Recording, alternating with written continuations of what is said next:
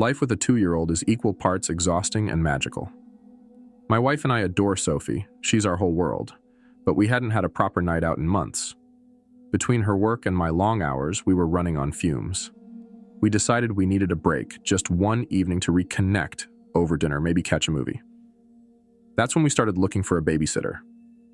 Samantha came recommended by a neighbor. They said she was responsible, had years of experience, and kids loved her. She seemed like a godsend, and when she showed up at our door that evening, she certainly looked the part. A calm, polite young woman with her hair neatly tied back, a warm smile, and a reassuring presence. My wife and I felt good about her right away. "I just have a few rules I follow when I babysit," Samantha said, handing me a small notebook as she stepped inside. Her tone was light, but there was something almost rigid about how she held herself. I glanced down at the notebook, not thinking much of it in the moment. "Great, thanks. Sophie's already had dinner, and her bedtime is at 8, I said, rushing to get everything in order as we were running late for our reservation. Samantha nodded, that same tight smile still on her face. "I'll make sure she's asleep on time. Just read the rules when you get a chance." We left in a hurry, grateful to finally have a moment for ourselves. At the restaurant, I remembered the notebook and pulled it out, expecting it to be full of basic stuff like bedtime routines or food preferences. Instead, I found a list of unsettling, almost bizarre instructions. 1. Sophie must be asleep by 8:30. No exceptions. 2. Do not let Sophie cry for more than 1 minute.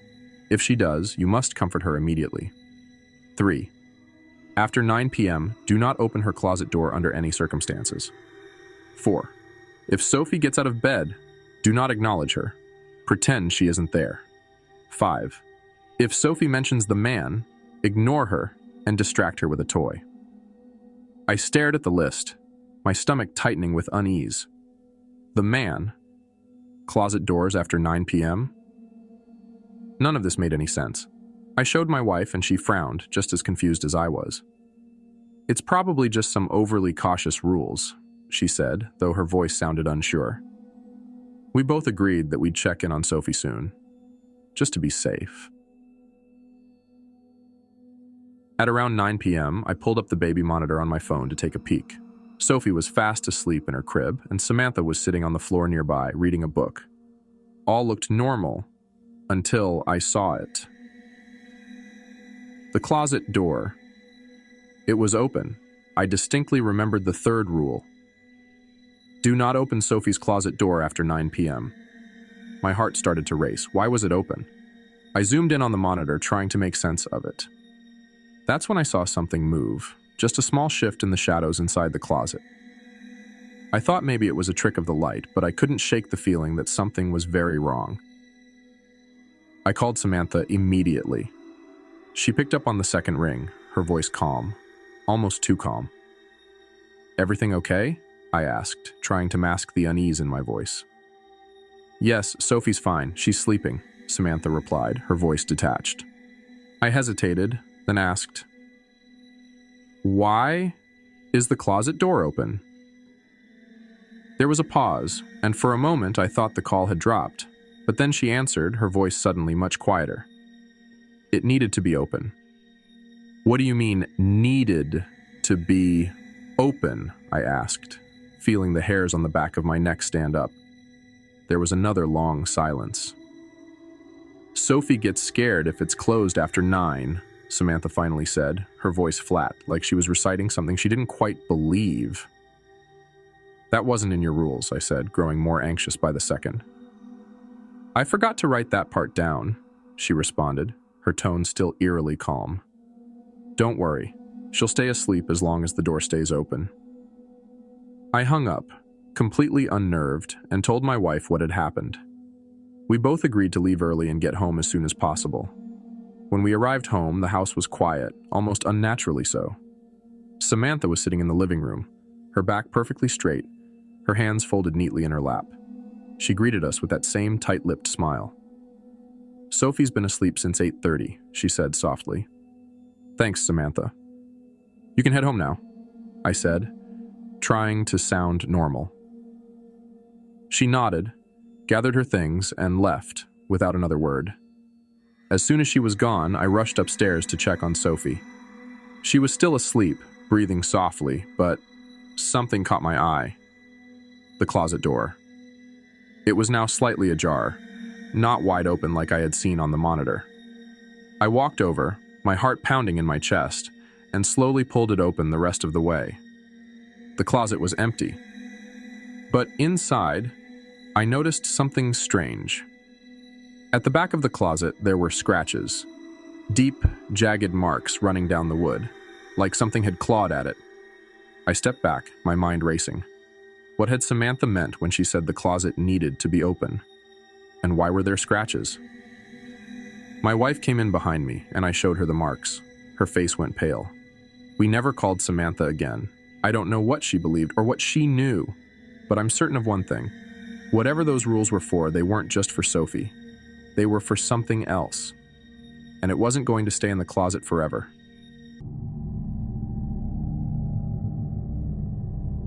It had been months since my wife Emily and I had a night to ourselves. Between the demands of work, juggling our 6-year-old son, Ethan, and our 3-month-old daughter, Grace, we were barely managing. We loved our kids more than anything, but we were exhausted, and it was beginning to show. So, after weeks of talking about it, we finally decided it was time to find a babysitter. A real night out felt like a distant dream. We had gone through a few babysitters in the past, but none of them ever felt quite right. Either they were too inexperienced, too distracted, or Ethan just didn't like them. He was quiet around most adults, but we wanted someone who could help him feel at ease. That's when we found Lydia. Lydia came highly recommended by a coworker of Emily's. She was in her early 20s, polite, and had years of experience babysitting for kids of all ages. When she came by for an introduction, she immediately put us at ease. She engaged Ethan in conversation, asking him about his favorite games and what he liked to do. For the first time in a while, he didn't seem shy. He even smiled and started showing her his toy cars. It was the most comfortable I'd seen him around a sitter. "We'll be back by 11 tops," I said to Lydia, feeling a sense of relief wash over me. For once, it seemed like we'd found someone who would actually work out. Lydia smiled, that same calm, friendly smile. "Take your time, the kids are in good hands." We left feeling optimistic, for once not carrying that heavy parental guilt that came with leaving the kids behind. Dinner was amazing, quiet, peaceful. And for the first time in months, Emily and I were able to actually talk, to connect. We both felt lighter. But about halfway through the meal, something began to gnaw at me.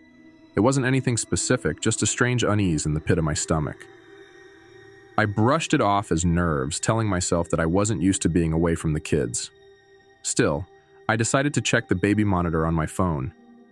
Grace had been fussy lately, and I wanted to make sure she was sleeping. When I pulled up the feed, I saw Grace lying in her crib, swaddled snugly, sleeping soundly. Lydia was sitting beside her in the rocking chair, reading a book. Everything looked perfect, but something about the way Lydia was sitting caught my eye. She was completely still, not just calm or relaxed, unnervingly still. "Everything okay?" Emily asked, noticing my expression. "Yeah," I said, forcing a smile. "Just checking the monitor. Grace is asleep." Emily nodded, but I couldn't shake that feeling. Lydia's posture was too rigid, too controlled. I told myself I was just being paranoid, that I wasn't used to trusting anyone else with the kids. We finished dinner, and I convinced myself that everything was fine. But as we headed home, that nagging feeling in the back of my mind grew stronger. When we pulled into the driveway, the house was quiet. The lights were dim, and nothing seemed out of the ordinary. Lydia greeted us at the door, her usual calm smile plastered across her face. "Everything went great," she said. "Grace went down without a problem, and Ethan fell asleep watching a movie." "Thanks again, Lydia," Emily said, handing her a cash tip. "We'll definitely have you back." Lydia nodded and left without much fuss, promising she was available any time. but as soon as the door closed behind her, the silence in the house felt heavy. Too heavy. I went upstairs to check on the kids. Grace was still sound asleep, her tiny chest rising and falling softly in the glow of the nightlight. But when I went to Ethan's room, something was off. His blankets were strewn all over the floor, his toys scattered around like he'd been playing by himself in the dark. He was lying in his bed, curled up tightly, facing the wall. "Ethan?" I whispered, but he didn't respond. I moved closer, thinking he was just deeply asleep. But then I heard it, a quiet, shaky breath. He was awake. I knelt down beside the bed and gently touched his shoulder. "Buddy, are you okay?" He turned over slowly, his face pale, his eyes wide and distant. "I don't like Lydia," he whispered. My heart sank. "What do you mean? Did something happen?" He didn't answer at first. His little hands clutched his blanket as if it was the only thing keeping him grounded. Finally, he said, "She kept watching me. Even after I went to bed." I felt a chill creep up my spine. "What do you mean, watching you?" "I pretended to be asleep," Ethan continued, his voice trembling. "But she sat on the floor by the door, just watching me. She didn't say anything. She didn't move. She just watched." My pulse quickened, and I tried to stay calm. "Did she do anything else?" Ethan shook his head. "I asked her to stop, but she just smiled, and then she said I should stay quiet." I stood up, trying to piece together what had happened. Emily came up behind me, and I pulled her aside, telling her what Ethan had said. We both felt uneasy. Maybe Lydia was just a little strange, but nothing Ethan described sounded like something dangerous. Still, the way he was shaking, the fear in his voice, something wasn't right. That night, Emily and I barely slept. I kept getting up to check on the kids, half expecting to see Lydia lurking in the shadows. But the house was quiet. Too quiet. The next morning, I called the coworker who had recommended Lydia. When I told her what Ethan had said, there was a long pause on the other end of the line. "I don't know how to tell you this," she finally said, her voice low. "But Lydia hasn't babysat for us in over a year." I frowned. "What do you mean? You said she was your regular sitter." "We stopped calling her," she continued hesitantly. "The last time she watched our kids, something happened. She started acting off. My son said she would just sit there in the dark, watching him after he fell asleep. We thought it was a misunderstanding, but it got worse. She became obsessive. She started showing up at the house unannounced, asking to see the kids." I felt my stomach turn. "Why didn't you say something?" "I didn't think she was still babysitting. After we told her we didn't need her anymore, she stopped coming around." "I'm so sorry. I should have warned you." I hung up the phone, my mind racing. Lydia hadn't just been strange. She had a history of this kind of behavior. And now, I couldn't shake the feeling that this wasn't over. That evening, as I was putting Ethan to bed, he looked up at me with wide eyes. "Dad, can you make sure Lydia doesn't come back?" I squeezed his hand, trying to reassure him. "She won't, buddy, don't worry." But deep down, I wasn't so sure. And later that night, as I checked the baby monitor one last time before bed, my heart stopped. On the screen, standing just outside Grace's window, was a figure. Tall, still, and staring straight into the nursery. It was Lydia. We never saw her in person again after that night. But for months, Ethan would wake up in the middle of the night, claiming he saw her in the hallway, just standing there. And every time I checked the locks, I found nothing out of place. But I knew she was out there, somewhere, watching.